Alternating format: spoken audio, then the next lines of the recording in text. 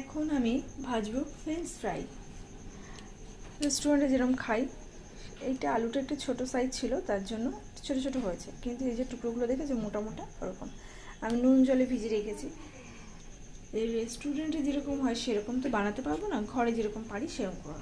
তার জন্য আমি নুন জলে ভিজিয়ে তুলে রেখেছি। তুলে এটাকে আমি জলটাকে সোপ করার জন্য রেখেছি একটা কাপড়ে, পরিষ্কার কাপড়ে, দেখেছো। বসিয়ে দিয়েছি তেল গরম। তেল গরম হচ্ছে, তেলে দেখো বাবলস এসে গেছে অনেক। আর আমি একটু হালকা লবণ ছিটিয়ে দিয়েছি যাতে তেল যাতে গায়ে না ছিটে, তার জন্য। দেখেছো আমার তেলটা গরম হচ্ছে, গ্যাসটা একটু হালকা বাড়িয়ে দিই। একটা ছেড়ে দেখবো, দেখি তেলটা কিরকম গরম হয়েছে। দেখেছো তেলটা ভালো গরম হয়েছে, সুন্দরভাবে ফ্রাইস হচ্ছে। এবার সাথে আরও কটা ছেড়ে দেবো, আর কটা ছেড়ে দিয়ে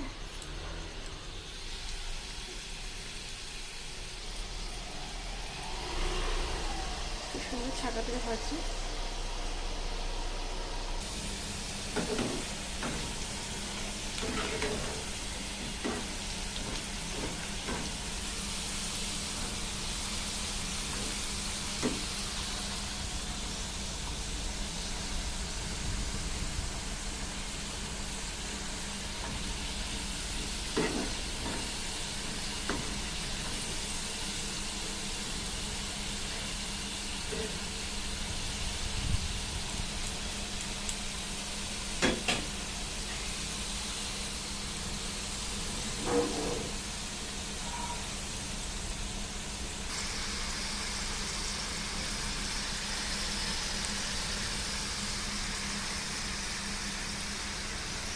সুন্দর লাগছে না?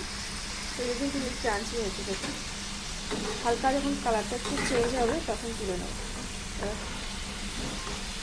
আওয়াজ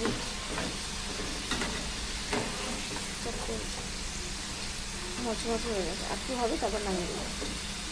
যে কালারটা চেঞ্জ হবে তখন আমি নামিয়ে দেবো।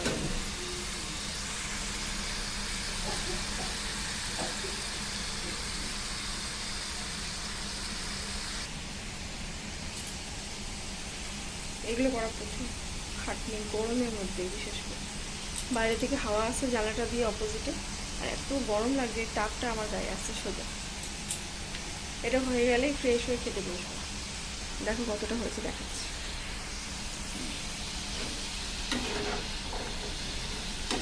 কালারটা চেঞ্জ হয়ে এসছে।